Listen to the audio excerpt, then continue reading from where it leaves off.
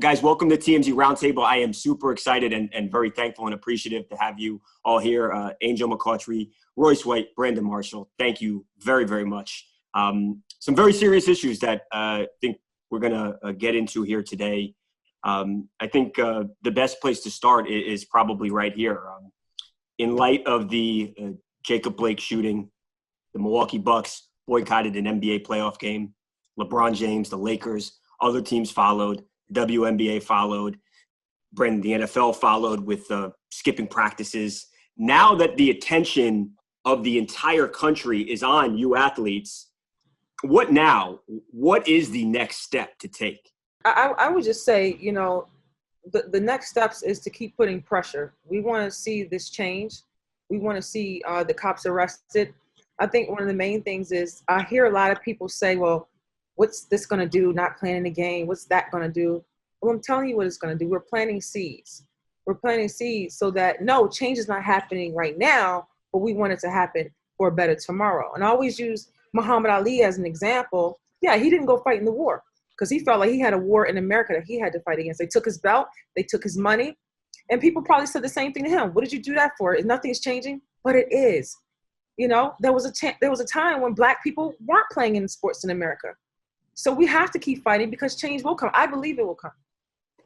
Angel, let me ask you, because I see you're in a hotel room right now. You're in the WNBA, yeah, right? And WNBA teams chose not to play yesterday. Now that the NBA playoffs are going to go on, the WNBA season is going to go on. Some people are saying, "Oh, what was accomplished by sitting out 1 or 2 days?" What's your response to those people? Because it's clear that you believe that something was accomplished here. So what do you say to those people who said, hey, this was a waste? It was 1 or 2 days. What actually was accomplished by this? I believe that nothing is a waste. No platform is too small. Like I said, we're planting the seeds. We're making a statement. We're speaking and letting people know we're tired. We're not going to have it. And I believe that we will win this battle. We're going to win this battle. It'll take time, but we will win. I like that because, at first, you started with kneeling, right? And then now, we're boycotting games, right? And that affects the bottom line. That affects the dollar. And that's what these people really care about anyway. So, what's next, man? I mean, we taking these steps and like she said, we're applying pressure. And the more pressure you apply, man, I think that's when, you're going to open more eyes and people going to say, okay, you know what, something needs to change within these police departments and how we treat these cops that shoot these people. So I definitely agree with what Angel said, and I think that pressure that we're applying it keeps getting grander, and I think we're gonna win this battle. Royce, you said before we started recording, you said it's 400 years of oppression. So I know that this is it's a difficult question. Is there 1 or 2 things that you could point at and say, this is something that we need to see done here now? The fact that we're already going back to play, to me, is an issue. I wrote a letter to Kyrie Irving back when he said that they shouldn't return to the bubble at all. And I said an actionable item would have been to make every owner of every one of these pro sports organizations put up the 15 to 20 million to put a Black bank in their city and restructure the economic reshape the economic infrastructure of Black America. That's a cheap cost. It seems like a lot to us as middle and lower class Americans, as blue collar people, as common folk. It seems a lot to us as Black athletes, a lot of us who come from nothing, but it's pennies to them. And we all in this room know that. So, I think that's an actionable item right there. Let's reshape the economic infrastructure of Black America. Well, I'm glad you said that. And it sounds like you believe that maybe we shouldn't be playing basketball right now or any other sports. Let me ask this, because this made a lot of news this week. Draymond Green offered his opinion, basically said players should continue to play. The quote was, why stop doing the very thing that offers you the biggest platform to speak to those? Yeah, I just can't, Yeah. Steven, me and Draymond, we came out the same year. I got nothing but love for Draymond. He a Midwest kid. I love the way he plays. We have a similar skill set, and nothing but love for the brother. He's mistaken. He's off the path with that. This is not about awareness campaigns anymore. Report to the front lines. If you can't report to the front lines, then send aid. Everybody is aware. Okay, everybody is aware of what happened to George Floyd. They were aware of the condition of Black America before George Floyd. Them putting those messages on the back of their jerseys are not swaying the people who have true hate in their heart for people with Black and brown skin in this country. They're not swaying those people. And the people that are on the fence, the only way they can be brought into the fold of this fight for justice is through true, genuine self-sacrifice. That's the most valuable ethic in the Judeo-Christian moral structure is the value of self-sacrifice. And that's why, what Maya Moore did was so profound, right? That's what made Muhammad Ali's sacrifice so profound is it brushes up against that Jesus Christ model. How much can I possibly give? What's the biggest cross that I could pick up and bear?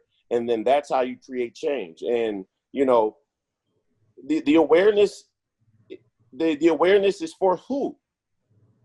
The majority white people who used to buy tickets, now they're just watching on TV. But who is the audience that needs awareness? Black people know what's going on in this country. Right. White people know what's going on in this country. Asian people know. Nobody who's watching these games don't understand the dynamic of what's going on. What is powerful and what I try to do here at home is say, if the police, if the state, if the military, if our president is going to threaten the common people with violence, then let my body be out there with theirs if it goes all the way left.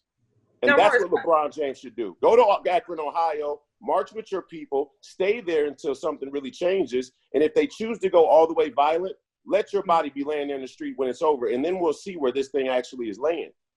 But Royce, I definitely agree with what you're saying. But my thing is, we've been playing basketball all these years, and this stuff still has been going on.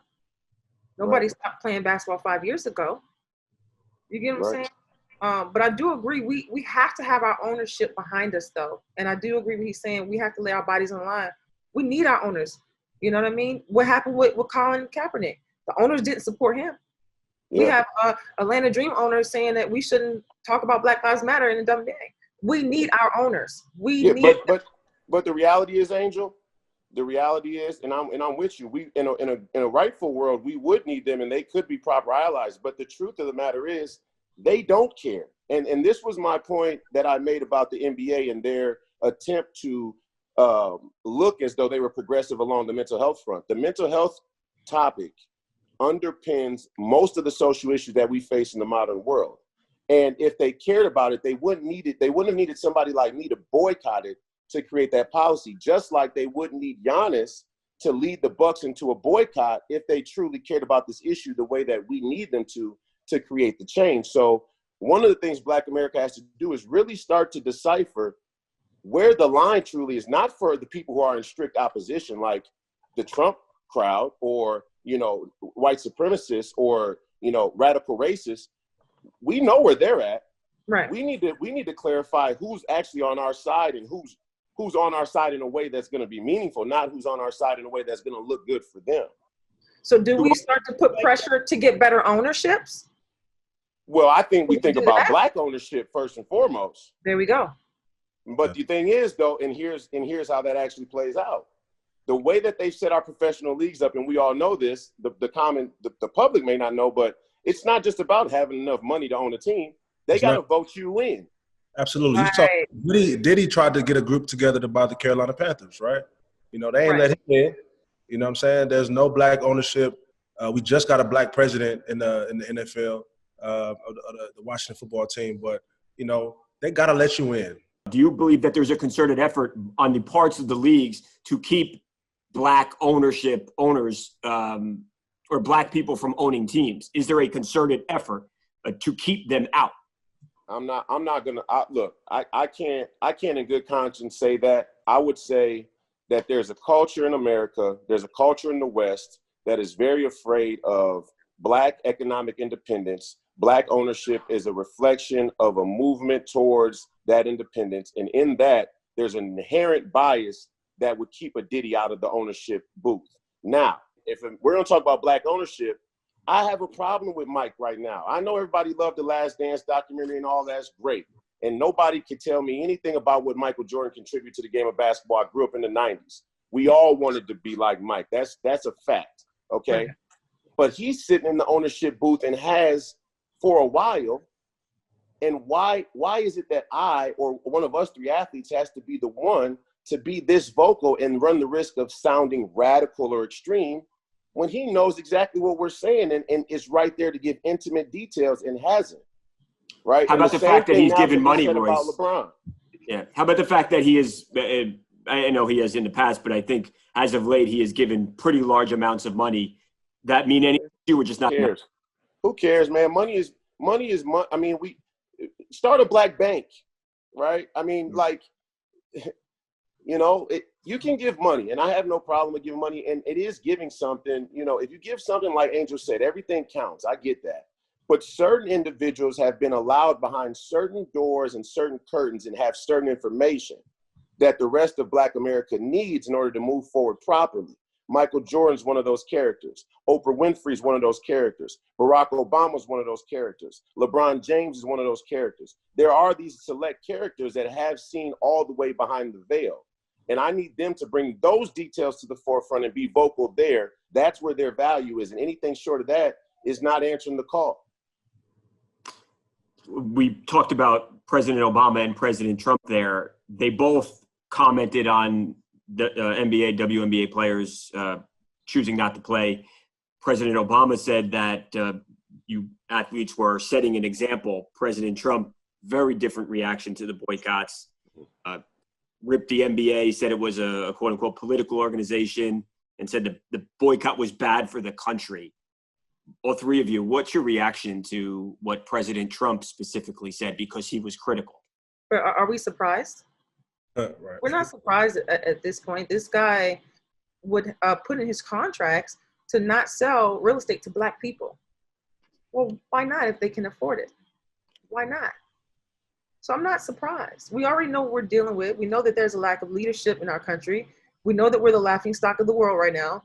I'm ashamed to say that I live in probably the top racist country in the world. This is America we're talking about. You know, we have the worst food chain, the worst gun laws. You know, we're not surprised at that stuff. Our thing is we want to hold people accountable. They need to be arrested for what they've done. The cops need to be arrested for killing Breonna Taylor. I could care less about a tweet. These are the actions that need to be taken in hand. And like Roy said, if we have every billionaire in the world fix up a bad community, wow, imagine that. Like he said, it probably wouldn't affect your bank. It probably is a tax write-off. Imagine that. Man. Yeah. As far as Trump, man, I literally had somebody come to my house yesterday, give me an IV, and you know, he spoke to me about, you know, the whole situation with the NBA and WNBA, and he was like, yeah, you know, I definitely agree with it. He said, I just hope that we can get back to playing because sports is an escape. And so I told him, I was like, well, I think that's what, you know, that's what they figured out. They know it's an escape, right? So because you guys love watching us play and love watching us perform, but don't necessarily have that same passion towards, you know, us getting shot, you know, Wow. the only time that we will catch your attention is the boycott or is the protest. So, you know, I know he said that, oh, it needs to, you know, it's an escape. We need to escape reality. No. That's the problem. That's the problem. And that's when the WNBA and the NBA players, they figured that out. They say, you know what, there is no escape. Kyrie Irving was the first one to say, you know, we shouldn't go back to the bubble. This shit is real. Yeah, I think, there's a crisis of leadership, like Angel said. And it doesn't stop or end with Donald Trump. He's a part of it. There's no doubt. But it doesn't stop and end with him. And, you know, like I said, we have allowed our politicians and our political system to be run by business people, just like our ownership in the NBA. And that's my biggest point to make is look at the ownership of these pro sports teams. Look at a guy like Donald Trump and ask yourself what the real difference is. Before his presidency and him showing us who he is as such a public figure and having the microphone in his face all the time, how did he operate? Let's actually go look at the receipts of all these owners and see how they operate in their other businesses. I guarantee you it's not going to look as progressive and altruistic and diverse as they want to say in these press conferences with these friendly media companies who they're partners with, who benefit from them looking progressive, who benefit from giving them an out to say, we care about Black folks. How much do you really care? The question that I would ask Donald Trump is the question I would ask to the elite. And to send a warning that there's going to be a time soon in this country where you're not going to be able to buy into a safe place. Okay.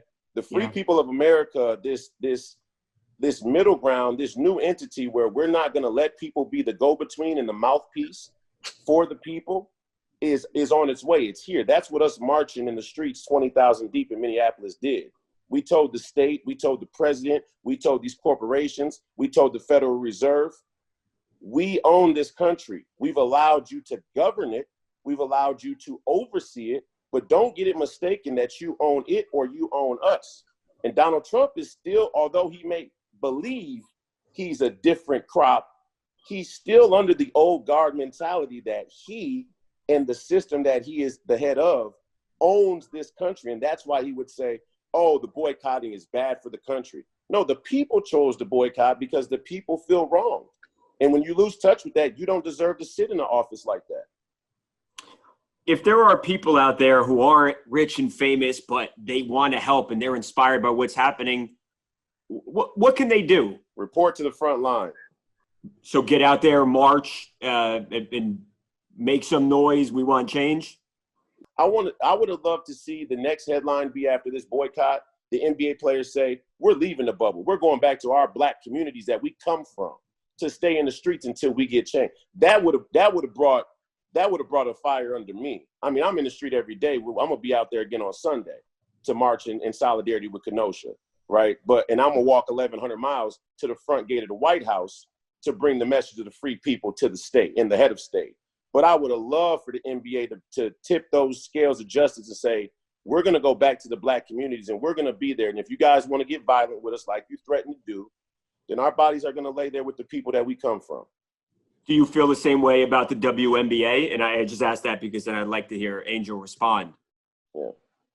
No, I mean, I don't feel the exact same way about WNBA only because, I come from the basketball world. So I understand that the financials are different for the WNBA. They're already underpaid, right? They're already treated differently in their profession. They already have a lack of security in their profession on that side of the basketball world. So absolutely. I don't necessarily feel the same way when our sisters have the time and the space to join us at the front lines. We welcome that, obviously, but black men, we're the ones that the state really wants to take down. Not to say our black women are under attack, but the real mechanism and strategy is take the black man and render him useless, okay? And therefore, it's our duty to go to the front line first. And that's what the NBA players should have done, in my opinion. And to respond to that, that's the catch-22 that we deal with, right? It's like a rock and a hard place. It's because we fight so much for TV time. We fight, for just more pay, you know what I mean? And it's like, man, we're going to miss that TV time we fight for that we might not get back. You know what I mean? So that's why we come together and we try to use the platform, the TV time, to really just fight and speak out on it. So that's how we look at it. But at the same time, we know that we're always going to follow what our brothers do, and we're going to be there for them as well. You know what I mean? Like, as soon as we heard the boycott, we stepped up and said, we're doing this too. We're following our brothers, even if it hurts us a little bit, So it's kind of like being in a rock and a hard place, but we know that there's a greater cause here. So we're always going to have our brothers' backs. Brandon, I wanted to hit you with this, and I think this stuff is all related and intertwined with each other. Obviously, people know your relationship with Colin Kaepernick. You guys were college teammates. You're friends. You took part in the anthem kneeling demonstration. Roger Goodell has said that the league mishandled the kneeling situation, wished he could go back and do things a little bit differently. Do you believe he's genuine? And has progress been made? I'll only believe that it's a genuine statement if somebody signs Cap. I truly believe that, he has the power to, and to get Cap a job, man. And, he can say what he wants and hopefully there is a level of sincerity. Hopefully he really truly does believe that. But at the end of the day, as long as nobody's signing Cap because of his, because he's radical in their eyes, then I think that's an issue. I truly believe, now that we know he was on the right side of history, or he will be on the right side of history when this thing's all said and done. Get that man a job. He still wants to play, man. I just saw him in New York a couple months ago. He was training his ass off. He training like he got training camp tomorrow. You really? Because you hear a lot of people say that, oh, he doesn't really want to play football anymore. He might say he does, but doesn't really want to. So you know him. So yeah, look, to set that to bed. The media is so powerful, you know, and a lot of times whoever grabs a narrative first, and whoever controls the narrative first, man, I think it spreads to the masses. I don't know who started that. It really started maybe a year or two after, you know, he opted out from the 49ers. They was like, well, he doesn't really want to play. Cap has always wanted to play. He's been training hard for these last 4 years, you know, and so he wants to get in the game, man, and he deserves to get in the game. His talent is rare. His work ethic, his intelligence. So, you know, I know Roger Goodell said what he said, but at the end of the day, if you want to make it right, that's the man that started the movement, because the movement started in your league. The movement really started in your league, right? If you want to make it right, then that'll be the first step. Can he have been away for multiple years here and return and play the highest level of football in the entire world? I mean, absolutely, man. It's hard, right? Can he be a quarterback in this league at this point? Absolutely. It's not like he's jumping from high school to the NFL. That man been playing football for a long time. He took a team to the Super Bowl. I mean, I'm sure he still know how to read defenses. All he needs is a couple practices. Really, he really needs a training camp. You know, a lot of times during the season, somebody gets hurt. They bring guys in off the street, and what you do with the quarterback is you tailor the system to that quarterback, right? Just like the Ravens did with Lamar Jackson. They tailored the system to Lamar Jackson, and Lamar Jackson was extremely successful last year. So, you know, if you're worried about that, then tailor the system to Cap. You know what I'm saying? Tailor, bring him along. Week 1, week 2. Okay, and then open the playbook about week 4, week 5, man, if that's what you're really worried about. But he can definitely play at a high level. Angel, I wanted to ask you about Kelly Loeffler, Senator Kelly Loeffler, who obviously is a WNBA co-owner who you played for what, like a decade.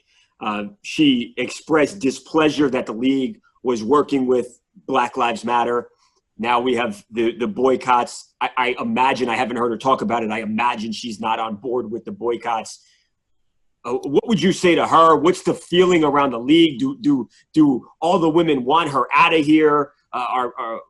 Do some people agree with her? What's the feeling with Kelly Loeffler? Well, I would say no player has been with Kelly as long as I have. I've been with her for 10 years. I've been in her home. I think if Kelly had a problem with, Black people, I don't think she would own a WNBA team. That's the first thing. Yeah. Do I think now that Kelly is running for senator, she's trying to please her political partners? Yes, I think so. I think she's playing the political game and she's trying to look good. My thing is, if you're going to do that, play your games, but leave us out of it. We have nothing to do with it, because if you don't win senator, who are you going to lean back on? Probably us. We'll be there for you. So just leave us out of all that and let us fight for what's right. In all your experiences, in your decade, 10 years worth of experiences with her, did you ever have any feeling where, I don't know, she had a racist mindset or she didn't view you as someone who was equal to her? Did you ever get like a bad feeling about her? I never felt that she was racist. I did feel like she doesn't understand us. Because I know they made a comment one time, like, does she act like that because she's from Baltimore? I'm playing basketball. Yeah, I'm rowdy and I'm tough and I'm playing a sport. But when we do it, a woman does it, or a Black woman, what, she's a mad Black woman because she's from Baltimore? No, I'm an Olympian for a reason. You know what I mean? So I did get comments like that. And I know one time I was young. I may have been second year in the league, and the coach was trying to take me out. I didn't want to sub out. That was the competitive nature of me. Yeah. And my dad was at the game, and he was like, no, Angel, no. And she said her dad was supporting it. He was clapping for her. No. My dad told me, Angel, you were wrong. But he wasn't clapping like, he was clapping like, no, like that. Right. So those are the misconceptions that were there of how they might think of us, when really that's not even the case. So there's a misunderstanding, number one, of us, who we are in the Black community. So I did experience some of those things. Another thing I would point out is when you have that much money, number one, care less about how much money you have, right? Care about you as a person. You live in a world that's kind of like a bubble. You hang around rich people. You guys kind of forget what reality is kind of really like. So I kind of think that's what it is. I really appreciate you guys taking the time and talking to us about this. I really do. Thank you, man. Good luck, Angel, with the rest of the season. Thank you so much, guys. Thank y'all for having me.